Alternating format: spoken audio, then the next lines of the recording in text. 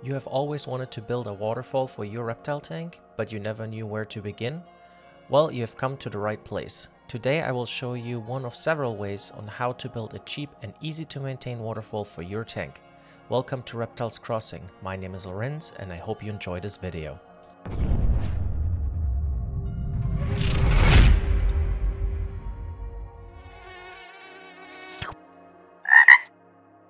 We're starting out by taking some basic measurements of our water filter. The filter I'm using is the ReptoFilter for several reasons. This is a pump and filter combination. So essentially the bottom part is the pump and then there is filter media inside of it. These filters are very cheap and easy to replace, which is another benefit of using the ReptoFilter. And overall, this filter is not going to cost you more than $15 on Amazon. Another benefit of using the ReptoFilter for a waterfall build is the fact that the cable is already tucked away in the back right out of the box, and it's going to make your cable management that much more easy later on. After we have determined the width of our ReptoFilter, we're going to mark it down on our future back wall of the waterfall. I'm using 1-inch thick styrofoam, which I bought at Michael's, but you can also get it at Home Depot. And then we're following it up by marking the side walls of the waterfall. In order to create two symmetrical side walls for the waterfall, you have to start by making a rectangle on the styrofoam, and then you're running a diagonal line through it, and therefore you will end up with two identical side walls, which will form a very symmetrical water feature later. Now you have to watch out that the side walls are actually tall enough in the back so that the water filter can fit, and you also need to look out that there is enough space so you can fit a lid on top later. Now this might not make much sense trying to explain it, but you will see it shortly when everything comes together. Now that we have marked the sidewalls and the backdrop of our waterfall, we're going to cut them out using a hot wire tool. This tool is perfect for the job because it doesn't make a mess and it gives us a very straight and clean cut when we run it through the styrofoam. Just make sure you're using some sort of metal guide rod. In my case, I'm just using a metal leveling tool, and just take your time going through it, but the end result is totally worth it.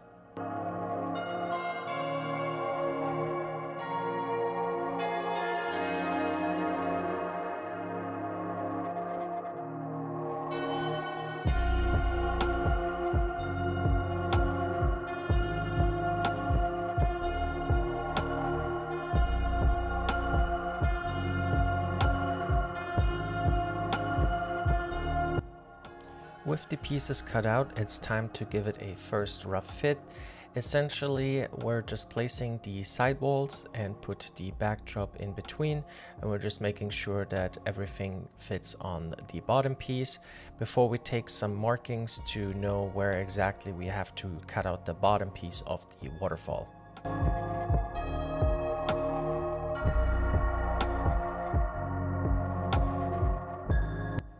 Now there are two pieces missing. One is the lid and one is the front wall of the waterfall. And essentially you can start out by tracing the outlines of the backdrop onto another piece of styrofoam. And for the ReptoFilter specifically, the lip where the water comes out from is actually lower than the overall height of the filter itself. So you have to account for that and mark your front wall accordingly.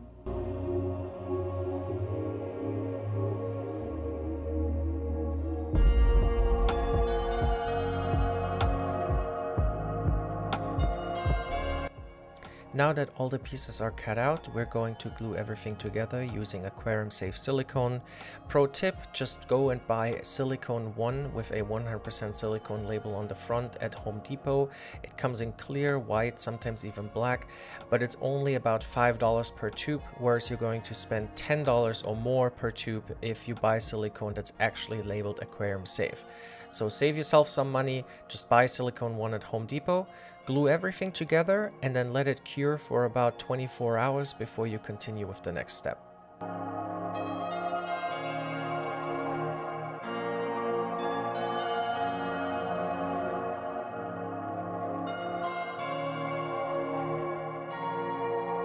Another thing to mention is when it becomes time to glue down the front wall of the waterfall, make sure you leave at least ½ an inch or more of space between the wall and the ReptoFilter, and that is because the water intake for the pump is entirely in the front, and if you go too close to it, you basically prevent all the water from going in, and therefore your waterfall would never work. So like I said, give it at least ½ an inch, maybe an inch is even better, and you should be safe.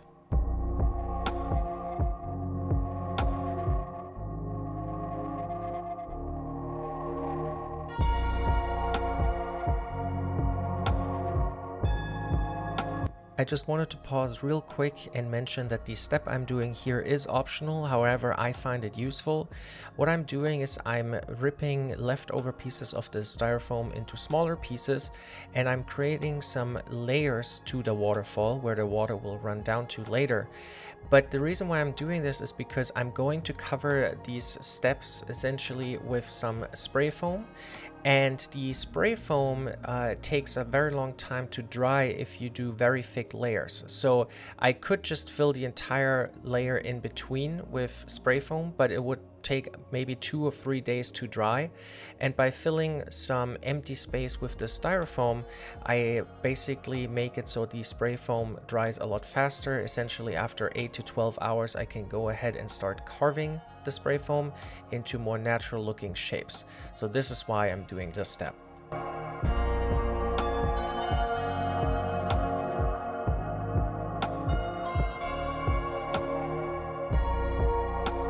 After about 24 hours, the silicone is properly cured, and it's now time to use the spray foam to give the waterfall a more natural flow. I'm using the Great Stuff Gaps and Cracks. It's about $4 per can, and 1 can is more than enough for a single waterfall. And essentially you're just filling the entire front of the waterfall with the spray foam, and later we're just going to carve it and to give it that natural flow that I mentioned.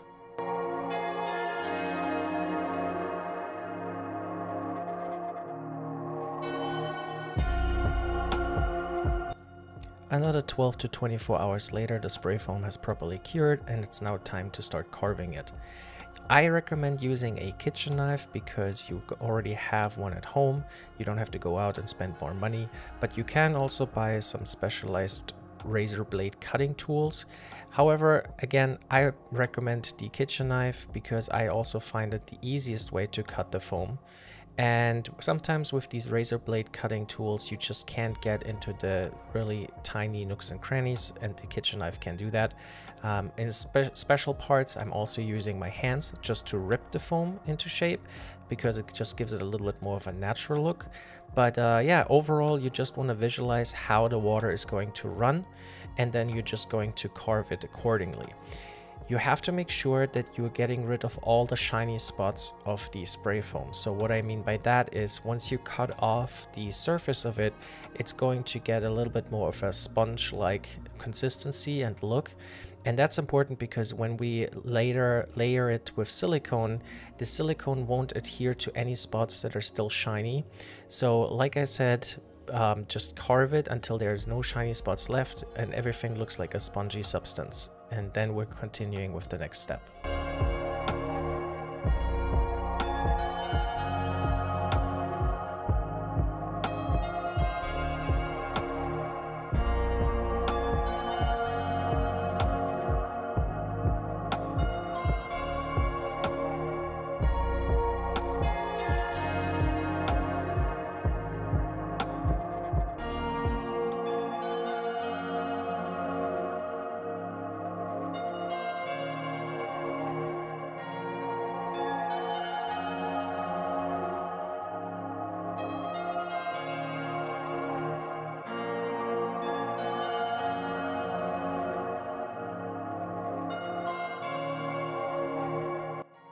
Once we're satisfied with the carving of our spray foam, we're going back to using the hot wire tool to give the waterfall its final naturalistic looking touches.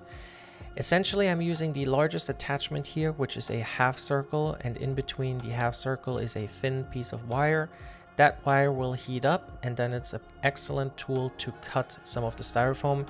Just make sure you're giving it enough time to actually heat up. It takes about a minute or two, and right here it wasn't quite ready yet. But once it's heated up, you can just use it to carve the top part of the styrofoam off. So essentially we're just going to cut these parts because this is where the lid will go on later. So we no longer need this. And then I'm just running it along the edges to give them a little bit more of a natural shape. And finally, I'm going back to using the metal rod that also heats up, and I'm going to use that to give the side pieces of the waterfall a more naturalistic look by giving it some crevices and just some structure in general.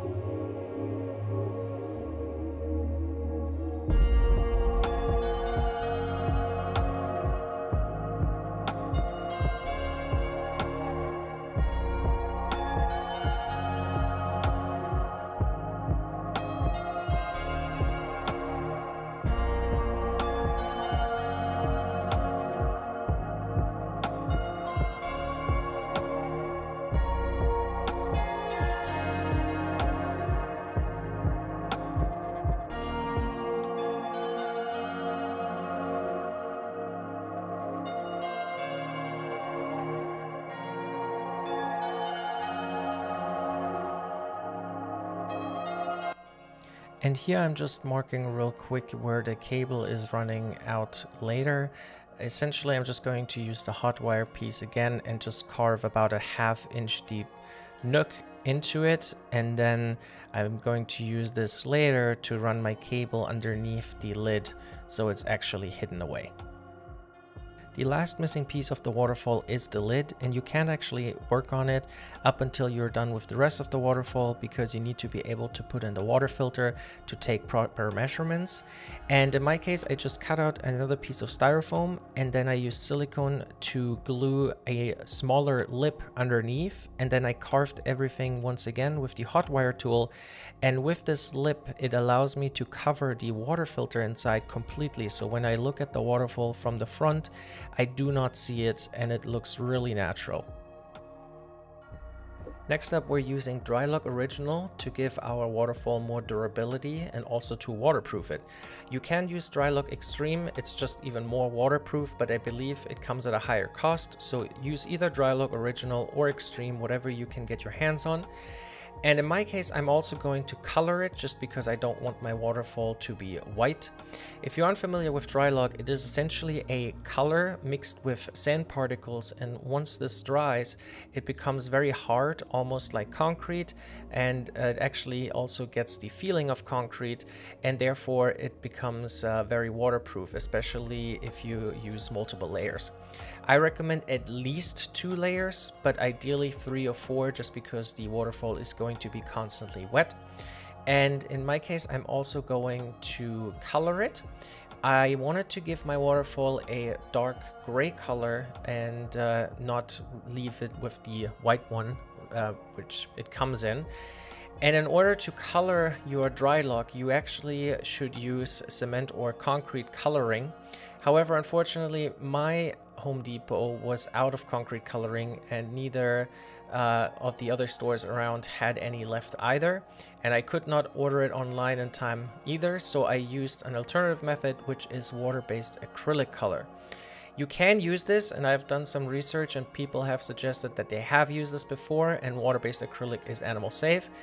However, the issue that I ran into is that you need a lot of black coloring to even get a medium gray, and once you get to a medium gray, no matter how much more black you add, it's still going to remain medium gray, meaning you can't really get the dark gray that you might be looking for. In addition to that, you're also changing the properties of the Drylok by adding a lot of water-based acrylic. And in my case, that meant that it took a lot longer to properly cure. Instead of the suggested 4 hours, it took 24 hours to properly cure. And after 24 hours, I applied a second layer, and then it was a very hot and sunny day, so I brought the pieces outside in the sun to dry. And then it only took actually 2 hours to properly cure, and then I applied my third layer. So like I said, use concrete coloring if you can. Link is in the description, which one I suggest. But if you can't get your hands on it, you can use water-based acrylic. Just don't expect a very rich or deep dark color. Once you're satisfied with the color of your Drylok, go ahead and start painting it onto your waterfall. Just give it a normal medium thick layer. Don't go excessively on it, but don't go too thin either. Just essentially, as long as you don't see any yellow or white from your spray foam or styrofoam, you're good to go. I'm using a cheap $1 or $2 brush from Home Depot just because I'm not washing them out later and I'm just literally going to throw them away, and because there's a couple coats that go on there, I don't want to spend $10 on a brush. You can actually wash this out and you can reuse the same brush if you want to, but if you're using a cheap one like this, also make sure you're giving it a good shakedown before you start using it, and then keep an eye on your waterfall because a lot of these hairs are still falling out, and once everything dries and there's a hair stuck on it, you won't be able to get it off, and it just takes away from the appeal. So just keep an eye out for that, and yeah, just start layering this step by step. And like I said, it takes about 4 hours to cure. Ideally, it can be done faster if you put the piece out into the sun, and I would recommend 3 to 4 layers.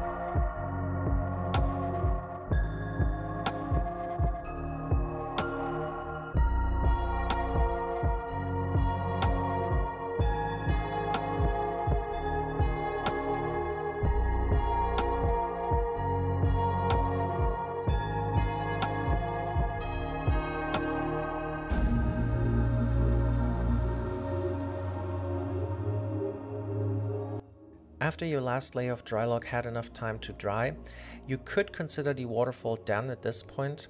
However, I wanted to bring it one step further, and I applied clear aquarium safe silicone on the top part of the waterfall, and then I pressed down some black Aquarium Gravel, and I also added some larger black stones to the side of the waterfall to avoid any spillage. And by doing so, I achieved even more of a naturalistic look, and the water is going to run even smoother down the waterfall. And because I knew that the water reservoir was going to hold some of the black gravel as well, I achieved more of a continuous look, if that makes sense, so that it looks like the waterfall and the water reservoir basically made out of one solid piece.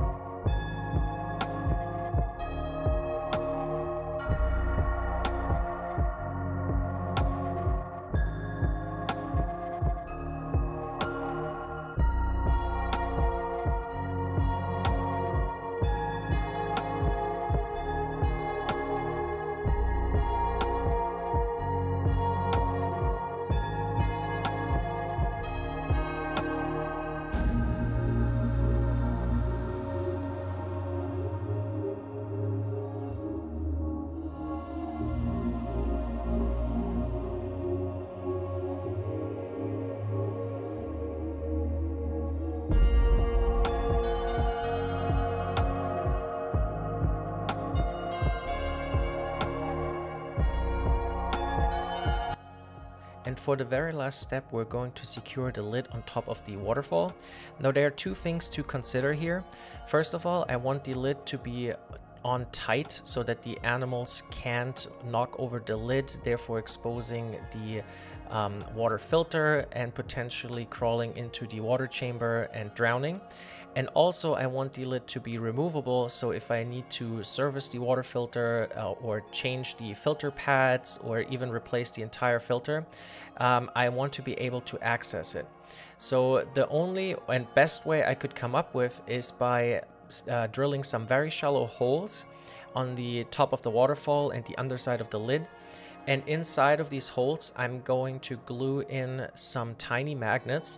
And these magnets have been holding very, very well. Now keep in mind that I'm housing poison dart frogs in my tank where this waterfall is located in. And poison dart frogs are not very heavy. Now they have not been able to move this lid whatsoever, and they are climbing on it actively. And I'm very happy to see that. However, if you have a bigger and heavier animal that might crawl on top of the lid, you have to make sure and test properly that the lid is holding strong. So you might have to use more magnets, bigger magnets, or find an alternative method. Worst case, I guess you will have to glue down the lid, which should really be your last resort, because like I said, you won't be able to service your water filter anymore. And before it's time to put the waterfall in your tank, you have to remember to drill a couple half-inch diameter holes into the bottom of the water chamber. The water chamber is the part of the waterfall where your ReptoFilter is housed in. Depending on where your waterfall is located at within your tank, you can either drill these holes on the right or left side, or potentially even both. These holes allow the water to flow to the pump and therefore starting the waterfall cycle. In my case, 3 half-inch diameter holes were enough, but you might need more. And if you have very small animals, maybe it's a good idea to cover these holes with a mesh so that the water can still run through, but the animals can't get in. And once that's completed, all there's left to do is to put some silicone on the bottom of the waterfall and the back, and then firmly press it in place. Put a heavy object within the water chamber while it's drying so that the silicone can form a good bond with the glass, because by default, since the waterfall is made out of styrofoam and spray foam, the waterfall will flow. So use a lot of silicone to keep it in place, and then that's it. You're all done. And with that, I thank you for watching my video. If you liked it, maybe you can give it a thumbs up, maybe even subscribe for more content in the future. And I hope I see you all in the next video.